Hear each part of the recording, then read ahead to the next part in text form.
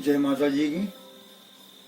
कल आपको मैंने बताया था भैया तो मैं दुर्गा सप्तशती जी के बारे में या भगवान कानू के बारे में बताऊंगा। ये विराजमान बैठे यहाँ पे, ये दोनों यानी चमत्कार के बारे में बताया था कि ये दोनों मेरे को कैसे प्राप्त हुए। तो मैंने कहा था भाई दुर्गा सप्तशती जी के बारे में बताऊंगा। तो दुर्गा सप्तशती की शुरुआत ऐसे हुई मेरी पंथी, मेरे भगवान का कोई हाथ रहा। तो पहले भोलेनाथ गणेश जी वगैरह सभी का था, माता जी का भी चल ही रहा था। तो लेकिन इतना परमानेंट नहीं पकड़ा था कि भाई माता जी को मैं, भोलेनाथ भी खुद भी यहीं पे, सभी भी देवता यहाँ सप्तशती में विराजमान है। तो इसको आप पढ़ोगे तो आपको खुद को नॉलेज होगा कि यार घर में लाके पढ़ना चाहिए। किताब को कहते सभी ग्रंथों में कहीं कहीं लिखा रहता भाई लाके रखना तो चाहिए इन किताब को लाके। अगर पढ़ने की आपकी श्रद्धा तो मंदिर में तभी रखो ताकि उस पर धूल माटी चढ़ने वाला का काम हो जाता है। नी भी सड़कती है, आप सफाई भी करते हो, धूल मिट्टी पड़ा रहने वाला काम है। तो ग्रंथ को लाके कभी मंदिर में मत रखो। वो मंदिरों में शोभा देता है क्योंकि वहाँ पढ़ते हैं लोग। तो घर पे कोई सा भी ग्रंथ लेके आओ तो उसमें मंदिर में कई कहते हैं कि भाई ये रख लो, इससे सुख समृद्धि कुछ भी नहीं होता। जब उसका पाठ ही नहीं करोगे तो क्या सुख समृद्धि होगी। तो वैसा करते मैंने 2-3 साल के नोट से निकाले, और निकालने के बाद फिर मैंने एक दिन मकान बिक गया, यानी सब कुछ हो गया, बर्बाद हो गया बिल्कुल। मकान खाली करके किराए के मकान में वहीं कच्ची बस्ती में ही अभी जहाँ रह रहा हूँ ऊपर की साइड में आ गया। अब एक नेता था वो बस्ती का, चवन्नी साहब नेता कहते हैं, वैसा तो नेता था। तो वो उसके घर में रह लिया यार, इसके रह लिया। तो वो 500 रुपये महीना किराया लेता। तो उसकी भी पूजा पाठ दे के भाई वो भैरू जी को तो खुद तो पी जाता, जरा सी दारू रखता था और फिर दिखाता। वो छाया में दिख गया मेरे को, पूरा का टक गया। और फिर वो भैरू जी का स्थान बना रहे। तो मेरे को कहता भैरू जी से राजी हो जाते हैं। मैंने देखा यार बहुत है, तुम्हें पहले लगा लिया अंदर, छाया में दिख गया मेरे को। तो बाहर की साइड बाहर रोटी बनानी थी, वो चूल्हे को बनाते तो वो उसमें से जो लट्टू की रोशनी से वो पीता हुआ दिख गया मेरे को।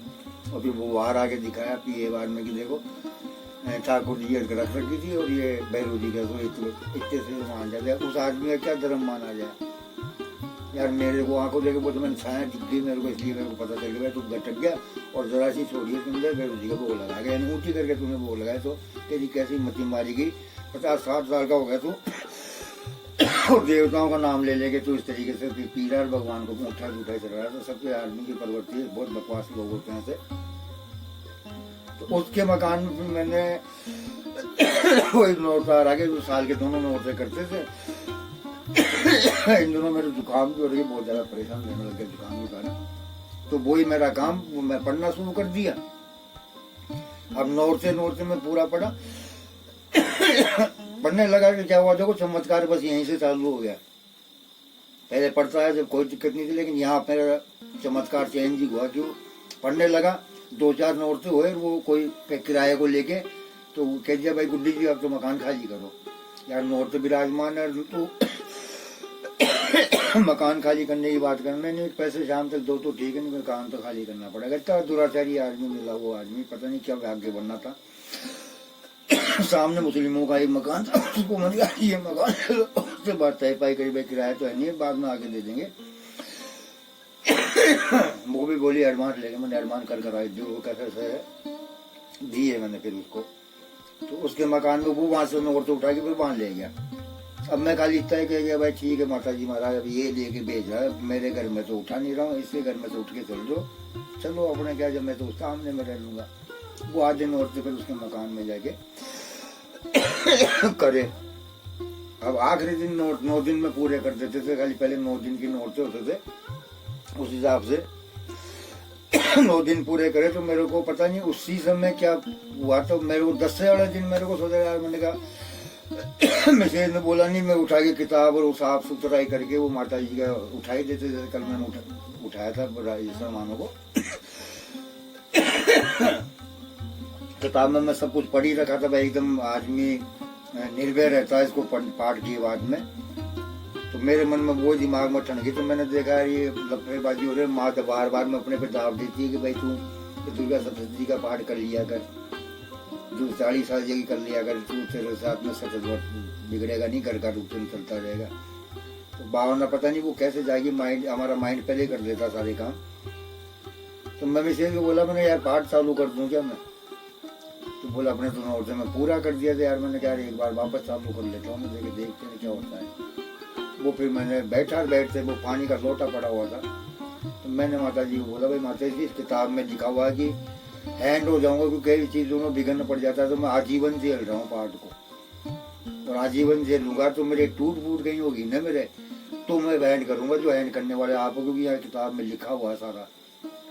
तो हैंड होऊंगा तभी मैं पहले पार्ट जा रहे हैं। तो मैंने 15 वर्ष तक कंटिन्यूटी में पार्ट किए। कोई भी गन बाधा, मेरे पैर ऊपर से आमेर का महल काम करता था, तो वो ऊपर से गिर गया, कूदा था, तो नीचे रिपट गया, तो मेरे पैर रेडी फूट गए। तो वहाँ के लोगों ने 6 महीने के लिए आप पैक हो गया हॉस्पिटल में भर्ती रहना पड़ेगा, आपकी हड्डी फट गई नीचे पैर से, क्योंकि इतनी ऊंचाई से पड़े हो आपको। जो पैरों के एडी के बड़ी ये एडियाँ ठुकी आगे धमाके की आवाज आई थी, जो बोला मेरा पैर पे सुनना हो गया मेरे वहाँ पे। तो घर आया, फिर जूता पहन के, फिर आमेर से साधन की परेशानी आदमी को बहुत विफल कर देती है। आमेर से बच्चे को लिया, यार मैंने ऐसा कर, तू मेरे को कोई साधन बैठ नहीं रहा, रात हो गई, तो जूते पहने मैंने घर वहीं पे कैसे तैसे जूते पहने, उससे मेरे पैरों में सूजन नहीं आई। ये कब 20 की बातें बता रहा हूँ, ये पहले और भी कुछ हो जाए बाद में आ गई बात।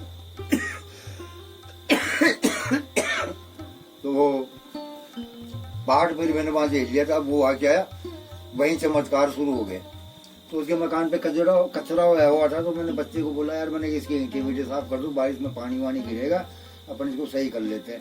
तो बच्ची ऊपर चढ़ी हुई थी, वो ईंटें पटक दी, बोले पापा ऊपर ईंटें पड़ी है, तो इनको नीचे पटकेंगे तब चलने सही होगी। मैंने पटक दिया धीरे धीरे। अब वो कुछ टाइम हुआ तो वो उसको पता था कि पापा बाहर गए, और मैं चले गया था अंदर कमरे के, मेरे को भी ध्यान नहीं था वो ईंटें पटकेगी। तो 10 बहाने के ऊपर से पटक दी थी खड़ी, माँ उधर साइड में खड़ी हुई थी, वो बता रही थी, वो भी उधर हो गया, भाई कोई है नहीं। मैं कोई सामान लेने जैसे ही गया, और जैसे मैं कमरे से बाहर निकला, वैसे उसने खड़ी ईंट छोड़ी। अभी एक ईंट 3.5 किलो के आसपास की होती है, 3-3.5 किलो। वो मेरे माथे के जस्ट मुंह के ऊपर से निकल गई। मैं एकदम सोई, मैंने मारिएगी क्या तो मेरे को, बोले पापा आप तो उधर नीचे उतरे, बोले मैं तो अंदर जाके वापस आया, तो उधर ईंट लेने गई, मैं गलती हुई, कोई बात नहीं। मैंने दिमाग में डाल दी, मैंने कहा बच गया यार, ये मैंने माथे पे गिरती और अपन यहीं खेल जाते। अब मेरे को ये पता नहीं था कि मेरे को दिखा दे कि देख मैं कैसे बचा दूँ, जैसे तेरा कवच पाठ में लिखा हुआ, बहुत सारी रक्षा करके चलते। फिर मैं चलेगा, चलो यार मैंने चलते हैं। तो वहाँ काम धंधे रंग रोगन का काम करते थे, वैशाली नगर जा रहा, मानसरोवर जा रहा था।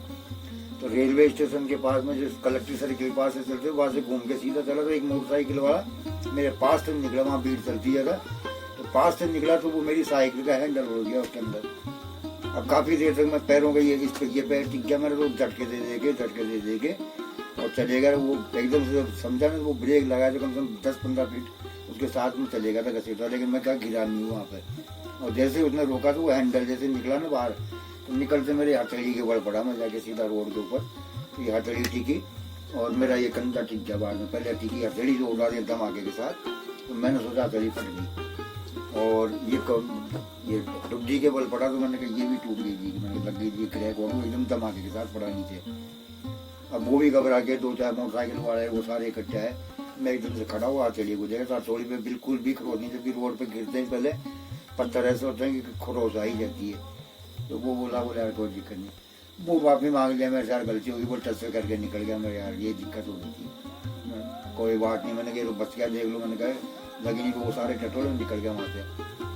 2 से 3 दिन फिर हम गए, तो फिर देखा जो यार मैंने यहाँ भी बच गया, पर मैंने कहा अपन पाठ कर करके आ रहे हैं, इसका मतलब ये माता जी या तो उनको दिखा दी है और नॉलेज वैसा नजर आ रहा था। फिर मैं 3 दिन 4 दिन गए, तो उस समय रेलवे का काम चल रहा था, तो रेलवे लाइन के ऊपर ये जयपुर में जहाँ से भी कुछ टन, तो वहाँ से लेके और इधर तक के एरिया में ये स्टिकता कर दी थी, भाई रेलवे लाइन को कोई उंगाड़ेगा नहीं, जाओगे तो फाटक के अंदर होके निकल के जाओगे, जो ट्रैक बना रखा उस ट्रैक से जाओगे। तो ये पुलिया का काम था। मैं क्या करा, वो मेरे को बोल रहा, मेरे साथ वाला बोला अपन सीधे निकल चलते हैं। मैंने यार ये बंद कर रखा, अपन तो अजमेर पुलिया के चक्कर लगा के आ जाएंगे।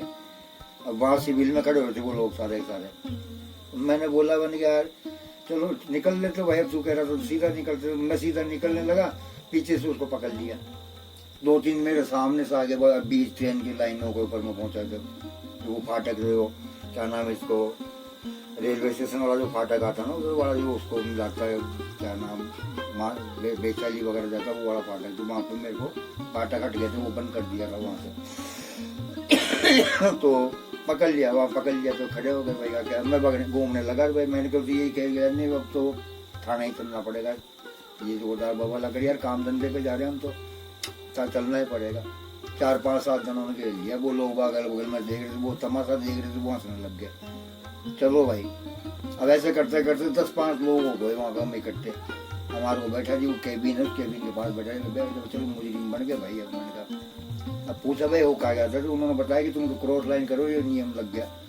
तो अब क्या होगा, अब तो कोर्ट से छूटोगे, तुम्हारी एसटी करो, कोर्ट से छूटेंगे यार। रुपया हमारी जेब में एक नहीं है, शाम को वो तनख्वाह देगा, ठेकेदार के जाके बोलेंगे, तो वो जब पैसा देगा, और बाकी घर पे भी कोसा सुना कि उसके घर पे भी नहीं था, मेरे घर पे भी नहीं था। मोबाइल सेवाएं चली थी उस टाइम पे, डब्बे वाले मोबाइल चलते थे। समस्या ऐसी भयंकर खड़ी हुई यार, करें ना क्या करें। अब वो हमने सोचा कि यूं तो बार बार कहीं ये सिविल कोर्ट चलते, वहाँ लेके चलते, ठीक है यार, मैंने इसे भर ले चलेंगे, लेकिन अपना आने में तो फिर प्रॉब्लम, साइकिल अपनी यहाँ खड़ी देगी। वो हमारे को रेलवे लाइन अंदर ले गए, तो लाइन जाके जहाँ से प्लेटफार्म के अंदर से घुसते हैं लोगों के बीच में होके ले गए। हम साइकिलों से ही थी अंदर घुस गए। मैंने ये चलो, ये तो किस्मत पाई कि मैंने यार साइकिलों से ही थे, लोगों को अंदर जाना नहीं देते, पैदल ढंग से अपनों को साइकिल से ही ले गए। भाई ये तमाशा देख रहे अपने सबके सब 10-20 लोग हैं। पास ही वो थाना, उसके रेलवे स्टेशन के अड्डा के अंदर ही वो थाना है, वहाँ पे वहीं कोर्ट है। अब हमको ये पता नहीं कि कोर्ट भी है ये इनकी, और थाना भी यही है। रोमांचकता है, अगर समझते हो तो समझ का ज्ञान बहुत ही अच्छा। मैं दूरदर्शी का प्रताप बता रहा हूँ कि घर में क्यों करना चाहिए। लंबा वीडियो तो बन रहा है, तो मेरा डाटा भी ज़्यादा खर्च होता है डाउनलोड करने में, बाकी शिक्षा पर चीज़ बता रहा हूँ ये। तो वहाँ अंदर ले गए, तो वहाँ जाके देखा तो यार, मैंने कहा और भी लाइन लगा के आ रहे हैं। कोई 22 गोदाम से उठा के ला रहे हैं, कोई इधर खिरनी फाटक से ला रहे हैं, कोई इधर क्या नाम पैदल रेलवे लाइन ला रहे हैं उनको। वहाँ हो गए कम 100-150-200 आदमी हो गए। अब वहीं पे वो एक टेलीफोन पर विकलांग था, वो रिक्शा लेके वो भी आ गया, वहीं पे बाहर खड़ा हो गया। तो वो बोले भाई घर को बुला लो, पैसे लगेंगे 500 रुपये जब तुम जुर्माने से छूटोगे, वो भी जब आप कहेंगे तब। अब हम उसको ट्रेन बैठे दोनों कर रहे हैं, क्या करें, सब अपने अपने घर के बुला लिए। अपने पास तो मोबाइल भी नहीं है, अपन कैसे बुलाए, नंबर भी नहीं है। अब ये कॉल भी करें, 2 रुपये भी नहीं इसको देने के लिए। उस टाइम वो 1-2 रुपये में कॉल होता था डब्बे में डाल के। फिर एक कैसे जैसे एक को दिखाया मैंने,